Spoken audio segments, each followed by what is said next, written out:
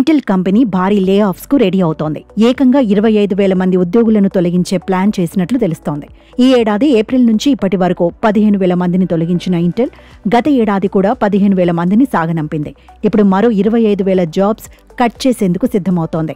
ఇటీవలి విడుదలైన రెండో త్రైమాసిక ఫలితాల్లో ఇంటెల్ $2.9 బిలియన్ నష్టాలను చవిచూసింది.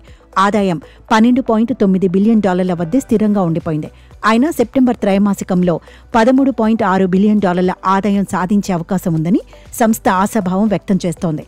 కానీ సంస్థ సంక్లిష్ట పరిస్థితుల్లో ఉందని కొత్త సీఈఓ లిబ్ బూటాన్ ఉద్యోగులకు రాసిన లేఖలో స్పష్టం చేశారు.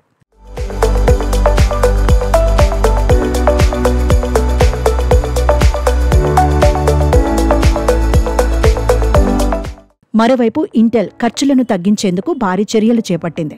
జర్మనీ, పోలాండ్లో కొత్త ఫ్యాక్టరీల నిర్మాణ ప్రణాళికను పూర్తిగా పక్కన పెట్టింది. అమెరికాలోని ఒహాయోలో $28 బిలియన్ మొదలైన చిప్ ఫ్యాక్టరీ నిర్మాణం కూడా మందకొడిగా సాగుతోంది. కోస్టారికాలోని కార్యకలాపాలను వియత్నాం, మలేషియాలకు బదిలీ చేసింది.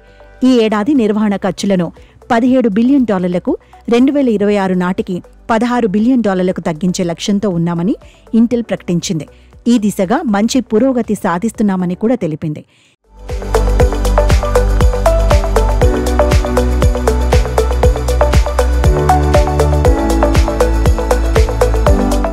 ఇంటెల్ ఒకప్పుడు పర్సనల్ కంప్యూటర్ బూమ్లో మైక్రో ప్రాసెసర్ మార్కెట్ను శాసించింది. కానీ స్మార్ట్ ఫోన్ రివల్యూషన్ను అందుకోలేకపోయింది. ఇప్పుడు ఆర్టిఫిషియల్ ఇంటెలిజెన్స్ చిప్స్ మార్కెట్లో నివీడియా, ఏఎండీ లాంటి కంపెనీలతో పోటీల్లో వెనకపడింది.